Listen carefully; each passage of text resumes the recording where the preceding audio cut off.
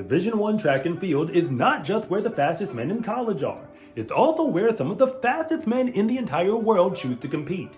We know this because if you can actually win the 100-meter dash in Division I, you're likely a threat to do it again on the world stage.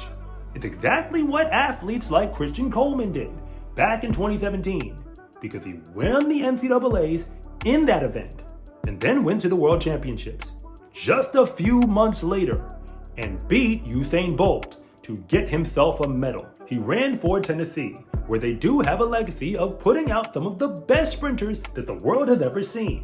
And right now, at the time I'm recording this video, they technically have the fastest man in college.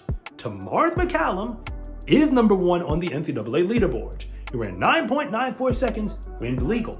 And on top of that, it shouldn't be that much of a surprise because he was the fastest high school boy in the 100-meter dash specifically, way back in the class of 2022. But he didn't run the 100 at the Tom Jones Invitational, which is basically a pre-national meet at the D1 level, because all of the fastest men, or at least whom we thought they were, show up on one track to duke it out in that event. But remember, when all the fast men get together on one track, somebody's still gonna have to look slow.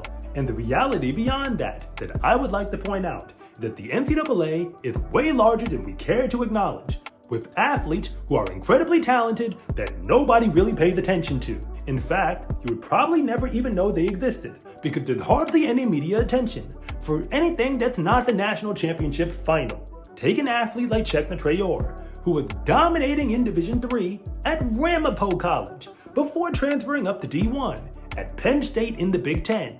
And now, he is an NCAA All-American and a Big Ten champion in the 60-meter dash.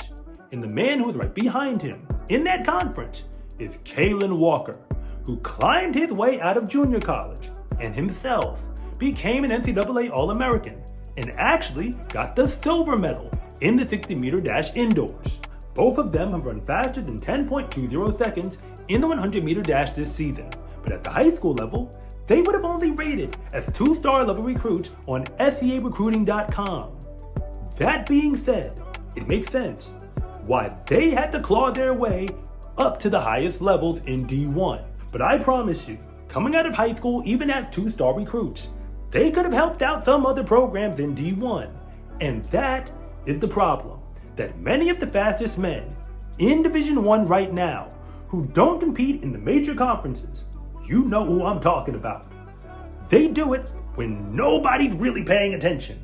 So that is what I'm here for, to make it clear just how fast the men in Division I actually are, especially the names that nobody ever pays attention to, for schools that you probably didn't even know existed in D1. I know that I can't address everyone, so I'm not even gonna try, but here are just a few of the names of the men who run the 100-meter dash and have won a bunch of races in D1 and are probably gonna win a bunch more, but do it in a uniform that you would barely recognize. But if you're new here, I have to say thank you for even making it this far into the video.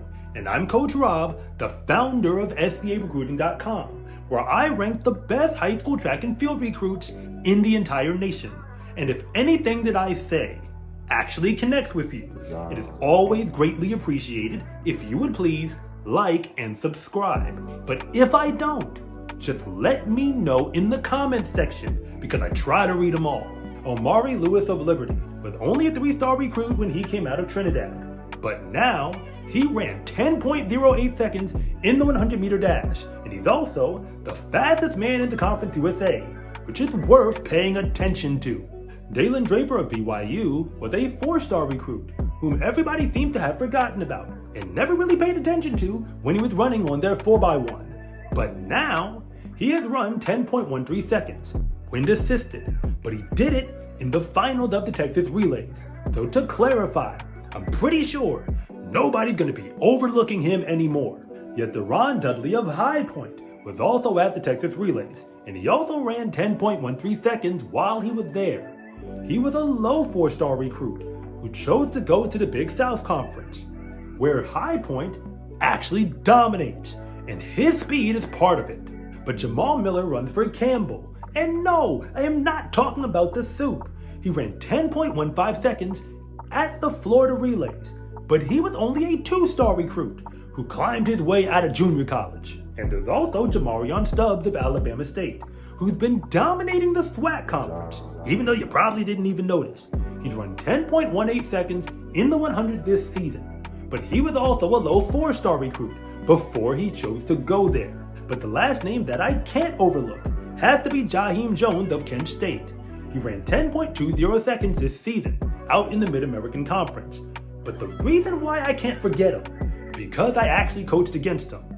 Back when I was a college head coach for a Division II cross-country program, I also ran a high school track program at the same time, in the same section as Jaheim Jones. And while I was there, I coached the sprinters. And I also let them know they probably weren't going to beat him. There was no shade, I was just being honest, because he was on another level. It was actually a legit 4-star level as a recruit at the time, which is why we need to realize just how good you actually have to be at the high school level to come to D1 and actually do any damage. We really only pay attention to the men who are in the front of the race, in the fastest heat, in the biggest meet of the year, which has to be the D1 National Championship. But sprinting is still a numbers game, so every single fast man can't make the final. It just is what it is. But all of these men will be winning a bunch of races until they come up against somebody who's actually on their level. And it's probably going to be in a race where you will actually be watching. I just hope you're still paying attention, even if they are not in the front of the race anymore. SCA track and field gear is here. Fast is a lifestyle, and what you wear should reflect that.